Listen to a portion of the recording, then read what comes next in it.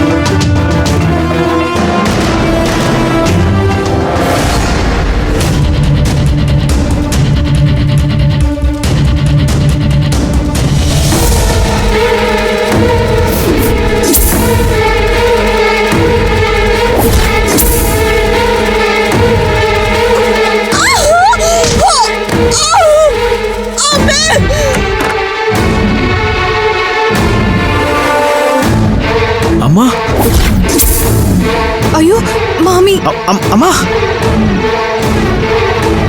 അമ്മേ,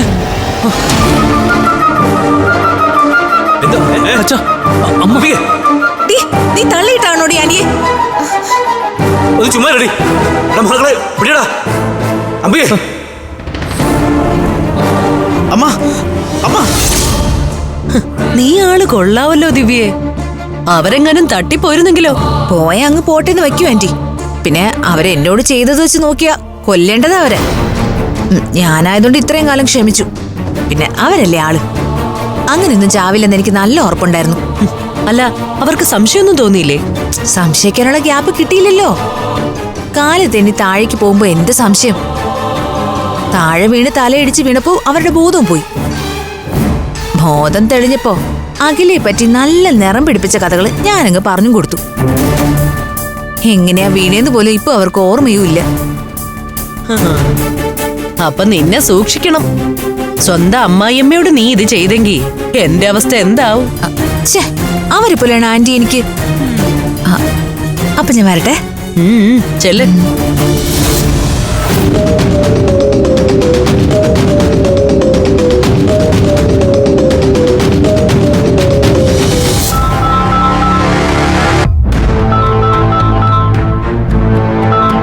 വിളിക്കുന്നുണ്ടല്ലോ കോമളാങ്കി. ഹലോ. അതെ, ഞാനൊരു വെൽവിഷറാ. മനസ്സിലായി മനസ്സിലായി. നമ്പർ സേവ് ചെയ്തിട്ടുണ്ട്. കോമളാങ്കി സുന്ദരി അല്ലേ? ഓർത്ത് കളഞ്ഞല്ലോ. ഈ സുന്ദരമായിട്ടുള്ള ശബ്ദം കേട്ടാ മനസ്സിലാവാതെ വരില്ലല്ലോ. പറഞ്ഞോ, എന്നെ ആരെങ്കിലും കൊല്ലാൻ പ്ലാൻ ഇട്ടിട്ടുണ്ടോ? താങ്കളെ അല്ല, താങ്കൾക്ക് വേണ്ടപ്പെട്ട ഒരാളെ കൊലപാതക ശ്രമത്തിൽ അറസ്റ്റ് ചെയ്യാൻ ശ്രമം നടക്കുന്നുണ്ട്. അല്ല, എനിക്ക് വേണ്ടപ്പെട്ടെന്ന് പറയുമ്പോ? അതെ, പഞ്ചരത്നത്തിൽ മൂന്നാമത്തേത്. അംബികയുടെ മകൻ ആകാശ് കെട്ടിയ അഖിലയെ. എന്താ കാര്യം? തെളിച്ചു പറ. അതെ, പഞ്ചരത്നങ്ങളെ എനിക്ക് ജീവനാ. അതുകൊണ്ടാ ഞാൻ ഈ രഹസ്യം പുറത്തുവിടുന്നത്. ഇപ്പോഴും നിങ്ങൾ കാര്യം പറയുന്നില്ലല്ലോ. പറയാം. അംബികയെ സ്റ്റെയർ കേസിൽ നിന്ന് തള്ളിയിട്ട് കൊല്ലാൻ ശ്രമിച്ചത് അഖിലയാണെന്ന് വരുത്തി തീർക്കും. ദിവ്യപ്രഭ സാക്ഷി പറയും. പോലീസിൽ പരാതിപ്പെടുമെന്ന് ഭീഷണിപ്പെടുത്തി അഖിലയെയും അതുവഴി അമൃതയെയും പേടിപ്പെടുത്തും. സ്വർണവും സ്വത്തും ഒക്കെ തട്ടിയെടുക്കാനുള്ള സൂത്രമാ.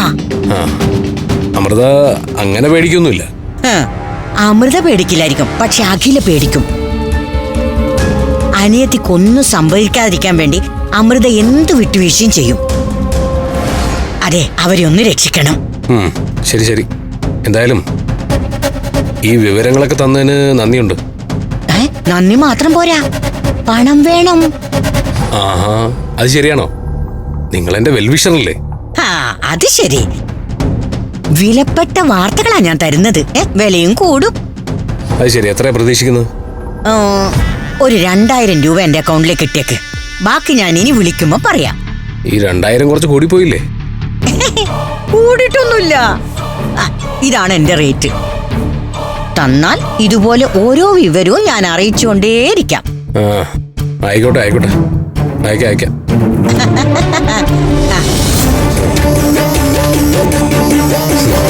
തള്ള ആള് കൊള്ളാലോ. അതിന്റെ ഇടയിൽ കൂടെ ബാർഗൈനിങ്. ഫ്ലവേഴ്സ് ഒരുക്കുന്ന കാഴ്ച വസന്തം യൂട്യൂബിൽ പ്രേക്ഷകർക്ക് ലൈവായി കാണാം. ഫ്ലവേഴ്സ് കോമഡിയിൽ ജോയിൻ ചെയ്യൂ, ആസ്വദിക്കൂ.